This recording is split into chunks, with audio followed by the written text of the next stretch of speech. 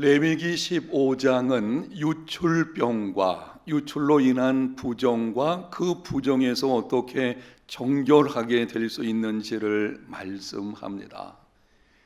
유출병이란 하체에서 피나 고름 같은 분비물이 흘러나오는 병을 말합니다. 오늘은 이러한 유출병 규례와 관련한 특징들 몇 가지를 통해 오늘날 우리에게 주시는 교훈이 무엇인지를 말씀을 드리겠습니다.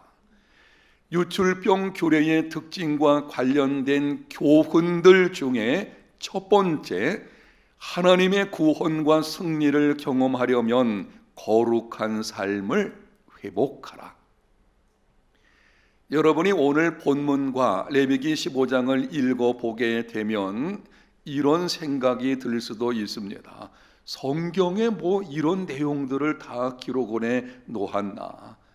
어떤 면에서는 우리가 말하고 싶지 않은, 숨기고 싶은 이런 말씀들이 여기 나오는 것을 보게 됩니다.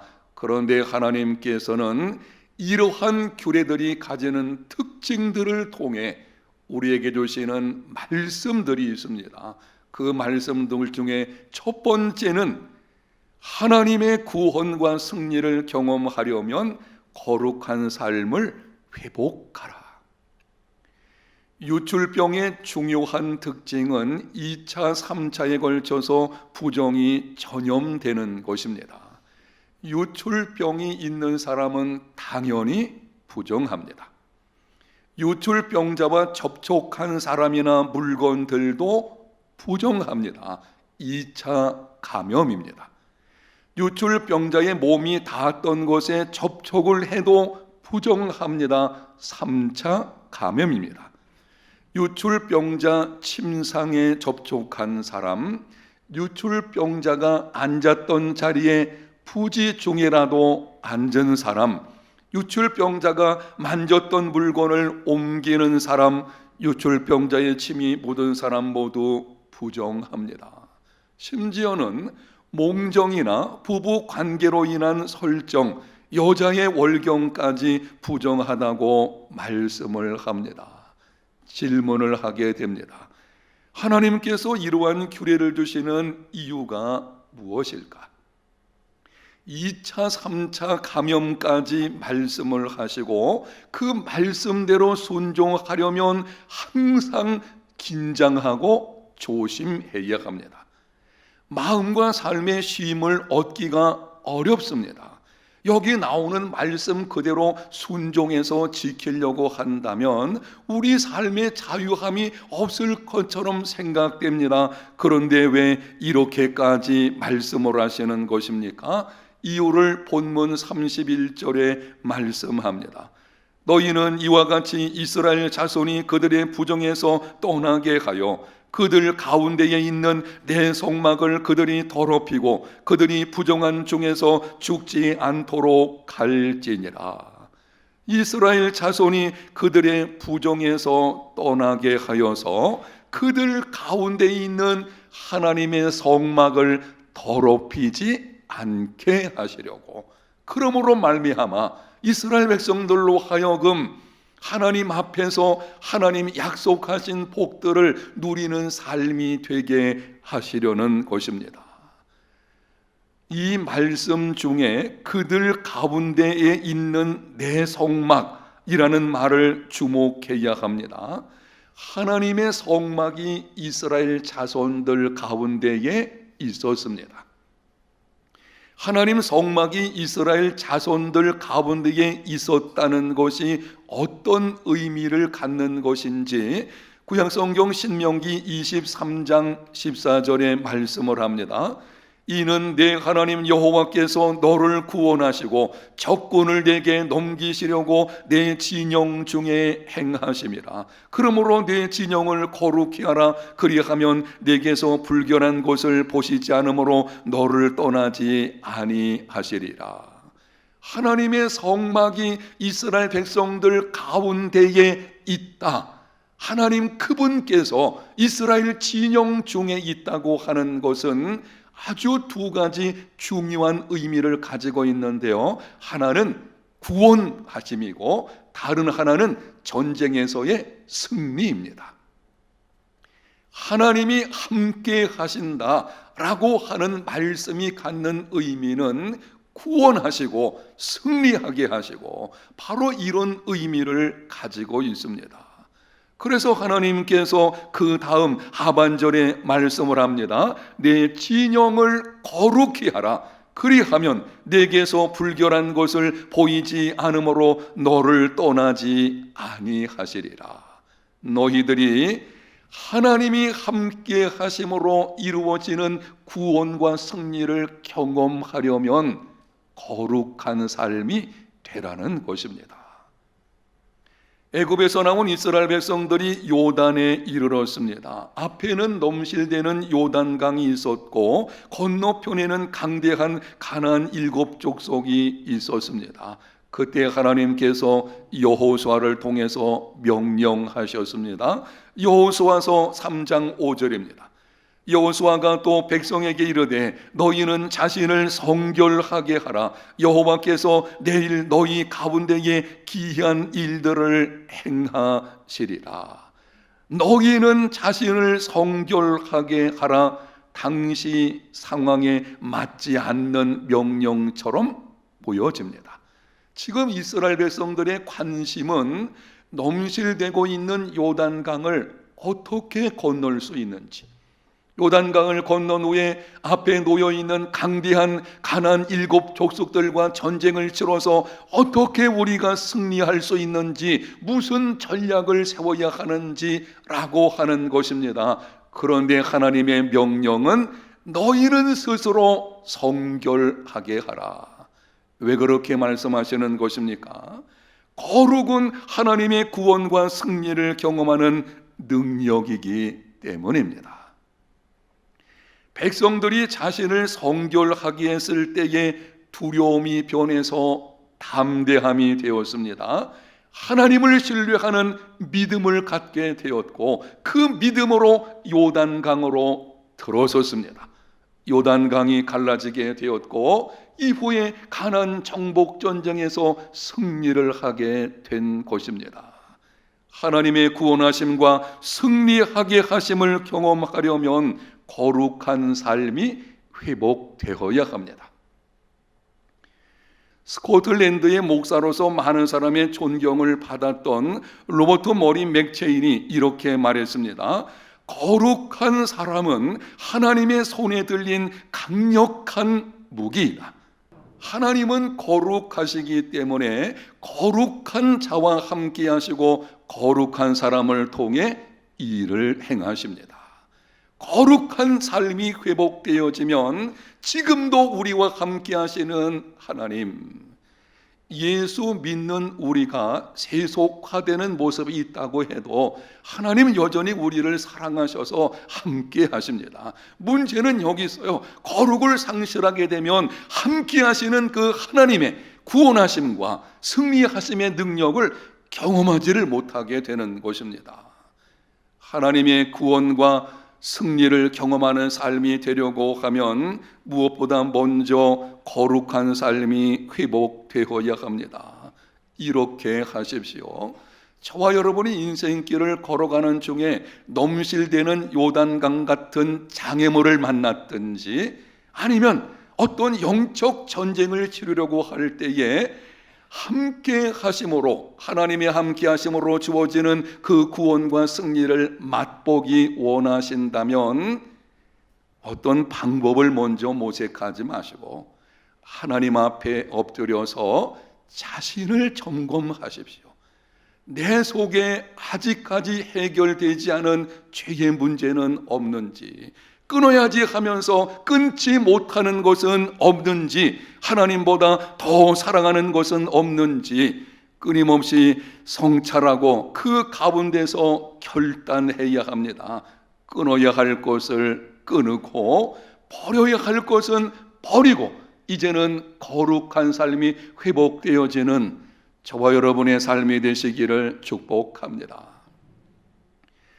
유출병 규례의 특징을 통해서 우리에게 주시는 교훈 두 번째는 피해를 주지 않는 삶 이상으로 적극적으로 선을 행하라. 본문 29절과 30절을 보면 유출병에서 정결하게 되는 날에 산비둘기 2마리나 집비둘기 새끼 2마리를 제사장에게 가지고 갔습니다. 제사장은 그것을 받아서 하나는 속죄 제물로, 다른 하나는 번제물로 하나님께 올려드렸습니다. 속죄제는 유출병으로 인한 부정에서 속함을 받는 것이고, 번제는 사죄의 은총과 새로운 삶을 주신 하나님께 감사하며 헌신을 다짐하는 것입니다. 레위기 15장뿐만이 아니라 그 앞에 보게 되면 산모의 정결 규례, 그리고 나병으로부터의 정결에 관한 것, 이런 내용을 자세히 보게 되면 공통적인 것이 속죄제를 드리고 번제를 드리는 것입니다. 속죄제는 말 그대로 나의 부정이나 죄를 속하는 것이고, 번제는 그 다음에 따라오는 헌신인 것입니다. 사죄 받음과 헌신, 이것이 그리스도인의 삶의 원리입니다. 그리스도인은 죄 용서함을 받는 것으로 끝나지 않습니다. 사죄함을 받았다면 이제는 하나님께 헌신하는 삶이 되어야 합니다. 부정한 것에서 떠나는 것으로 끝나는 것이 아니라 적극적으로 거룩한 삶을 힘써야 합니다. 다른 사람에게 피해를 주지 않는 것 이상으로 적극적으로 선을 행하는 삶이 되어야 합니다. 그리스도인의 삶의 방식이 어떤 것인지 사도 바울이 에베소 교회에 보내는 서신에 다음과 같이 말씀을 합니다. 주목해서 들어보십시오. 에베소서 4장 25절, 그런즉 거짓을 버리고 각각 그 이웃과 더불어 참된 것을 말하라. 그리스도인의 삶은 거짓을 버리는 것으로 끝나지 않습니다. 반드시 거짓은 버려야 합니다. 그런데 그것을 버리는 것으로 끝나는 것이 아니고 그 이상으로 이웃과 더불어 참된 것을 말해야 합니다. 에베소서 4장 28절, 도둑질하는 자는 다시 도둑질하지 말고 돌이켜 가난한 자에게 구제할 수 있도록 자기 손으로 수고하여 선한 일을 하라. 그리스도인의 삶은 도둑질하지 않는 것으로 끝나지 않습니다. 그 이상으로 가난한 자에게 구제할 수 있도록 자기 손으로 수고하여 선한 일을 행해야 합니다. 에베소서 4장 29절, 무릇 더러운 말은 너희 입 밖에 내지 말고 오직 덕을 세우는 데 소용되는 대로 선한 말을 하여 듣는 자들에게 은혜를 끼치게 하라. 그리스도인은 더러운 말을 하지 않는 것으로 끝나지 않습니다. 언어 생활 중요합니다. 더러운 말은 입 밖에도 내지 말아야 합니다. 음담패설 하지 말아야 되죠. 그런데 그것을 하지 않는 것으로 끝나는 것이 아니라 그 이상으로 덕을 세우는 데 소용되는 대로 선한 말을 해서 다른 사람에게 은혜를 끼쳐야 합니다. 오늘 말씀을 듣는 여러분은 어떻습니까? 여러분은 지금 어떤 삶을 살고 계십니까? 세상이 이렇게 혼란스러울 때에 정말 피해 주지 않는 삶을 살아가는 것, 그것만 해도 귀하다고 할 수 있겠지요. 여러분, 그러나 그리스도인의 삶의 방식은 거기에 머물지 않습니다. 나는 피해 주지 않는 삶을 살아, 그것이 아니고 그 이상으로 기회가 되는 대로 적극적으로 선을 힘쓰는 사람, 그 사람이 그리스도인이고 오늘 하나님께서 본문의 말씀을 통해서 우리에게 주시는 것입니다. 너희들이 죄의 사죄함을 받았느냐? 그러면은 번제의 삶, 헌신의 삶, 적극적으로 살아가는, 선을 행하는 이런 믿음의 사람 다 되어야 합니다. 누가복음 10장에 선한 사마리아인의 비유가 나옵니다. 어떤 사람이 예루살렘에서 여리고로 내려가다가 강도를 만났습니다. 모든 것을 빼앗기고 매를 맞아서 거의 죽을 지경이 되었습니다. 한 제사장이 지나가다가 그것을 보고는 가버렸습니다.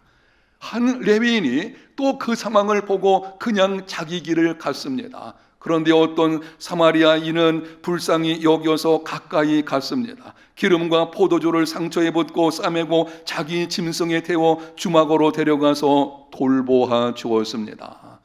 질문을 합니다. 이 비유에서 예수님 말씀하신 유명한 비유입니다. 이 비유에서 제사장과 레위인의 문제가 무엇입니까? 지나가던 그 제사장이나 레위인이 강도 만난 자에게 피해를 준 것이 없어요. 그냥 자기 갈 길을 간 것뿐입니다. 지나가다가 그 사람을 보고서 발길로 한번 툭 찼다든지 아니면 어떤 비난을 퍼부었다든지 그런 것이 없어요. 그냥 보고서 자기 길을 간 것뿐입니다. 그런데 왜 성경에서는 그들이 잘못되었다고 말씀하시는 것입니까? 선을 행할 줄 알고도 행치 않는 것이 잘못된 것입니다. 성경은 분명하게 말씀을 합니다. 그러므로 사람이 선을 행할 줄 알고도 행하지 아니하면 죄니라. 소극적인 삶의 자세에서 이제는 적극적으로 기회가 있는 대로 선한 일을 힘쓰는 저와 여러분, 우리 모두의 믿음의 삶이 되시기를 축복합니다. 세 번째 주시는 교훈은 믿음의 손을 들어 예수를 붙들라 치유와 회복을 경험하게 된 것이다. 유출병 규례를 보게 되면 이해하기 힘든 부분이 있습니다. 남자의 설정이나 여자의 월경을 부정한 것으로 말씀하는 것입니다. 여기 설정한다는 이 말씀은 몽정을 한다든지 아니면 부부 관계 가운데서 정액이 흘러나오는 것을 가리키는 것입니다. 이것은 자연스러운 것입니다. 여인이 월경하는 것은 자연적인 생리 현상입니다. 그런데 왜 본문에서 그것을 부정하다고 말씀을 하시는 것입니까? 타락하고 부패한 인간의 몸에서 흘러나오는 것이기 때문입니다. 우리가 보기에 자연적인 현상이라도 타락하고 부패한 인간의 몸에서 나오는 모든 것은 다 죄에 오염되어져 있습니다. 성경은 분명하게 말씀을 합니다. 선을 행하는 자는 없나니 하나도 없도다. 모든 사람이 죄를 범하였음에 하나님의 영광에 이르지를 못하였다. 그렇다면 절망입니다. 모든 사람이 죄를 범하였고 나 역시 죄인입니다. 여러분, 그렇다면 자신의 힘과 노력으로 부정과 죄로부터 구원받을 수 있는 사람은 아무도 없습니다. 타락한 인간으로부터 나오는 모든 것이 바로 죄로 인해서 오염되어져 있는 것입니다. 자연적인 현상이긴 하지만 바로 그것도 이 원죄로 인해서 이 오염되어져 있거든요. 여러분, 그렇다면 인간의 어떤 수고와 노력을 통해서도 자기 자신을 구원할 수가 없습니다. 오직 죄와 죄의 빗잠 가운데 살다가 장차 영원한 형벌의 심판을 받아야만 하는 절망 중에 있는 것입니다. 이 절망 가운데서 어떻게 구원을 받을 수가 있겠습니까? 신약성경 마가복음 5장에 보면 한 번은 12해를 혈루증으로 앓는 여인이 무리 가운데 섞여 뒤로 와서는 예수님의 옷에 손을 댔습니다. 혈루증, 오늘 본문에 기록한 유출병을 가리키는 것입니다. 당시 여인의 상황을 정리해서 말씀드리면 다음과 같습니다. 육체적인 면에서 불치병에 걸려서 서서히 죽어가고 있었습니다. 그동안 많은 의사에게 찾아가서 고침 받으려 했지만 오히려 더 중해졌습니다.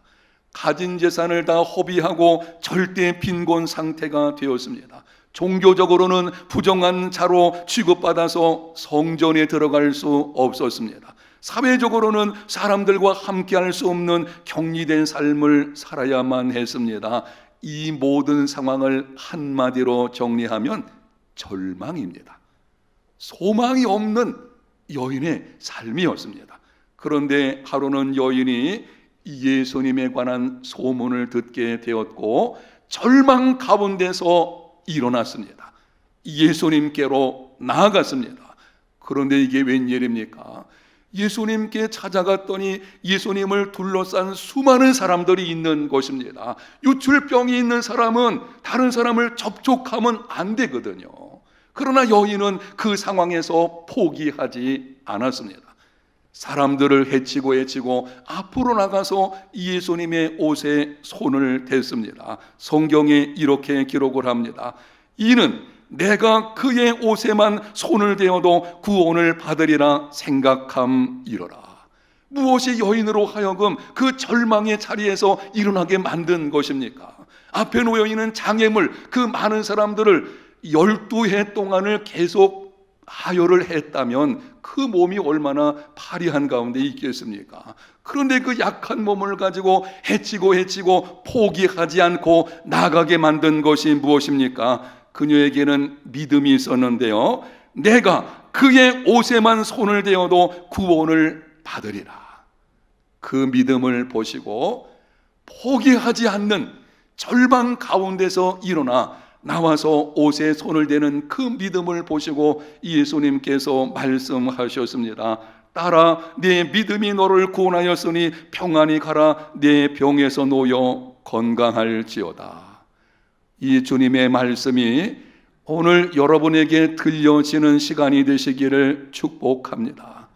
주님께서 하신 말씀 다시 한번 들려드립니다.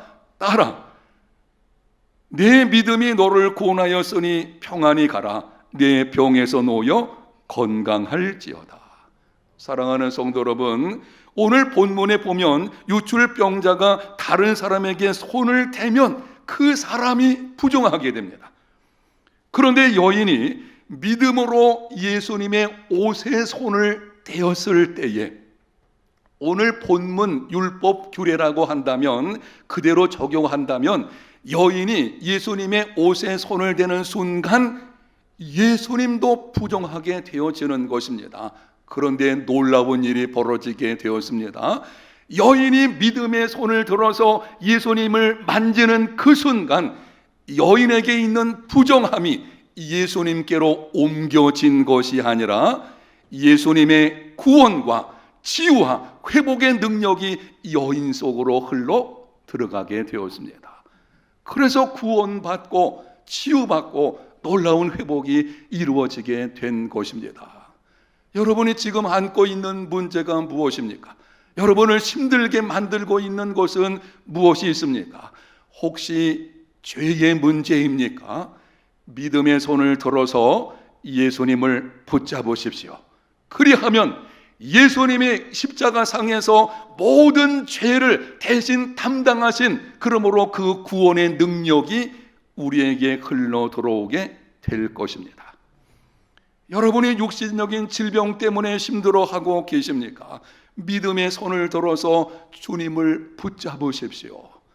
주님의 치유하시는 능력이 여러분의 삶에 흘러 들어가게 될 것입니다. 여러분이 어떤 일로 인해서 절망 가운데 있으십니까? 이제는 내 인생에 아무런 소망이 없는, 오늘 말씀드린 이 혈루병을 앓고 있는 여인 같은 이런 상황에 혹시 있으십니까? 절망의 자리에서 일어나십시오. 포기하지 말고 믿음의 손을 들어서 예수님을 붙잡으십시오. 그분의 능력으로 말미암아 놀라운 치유와 회복이 있게 될 것입니다. 혹시 예수님을 붙들었을 때에 내가 원하는 그대로 되지 않을지라도 반드시 하나님께서 이 모든 것을 합력하여 선을 이루어 주실 것입니다. 믿음의 손을 들어서 예수님을 붙잡으십시오. 그 가운데 주어지는 능력으로 세상을 이기는 저와 여러분의 삶이 다 되시기를 예수님 이름으로 축복합니다.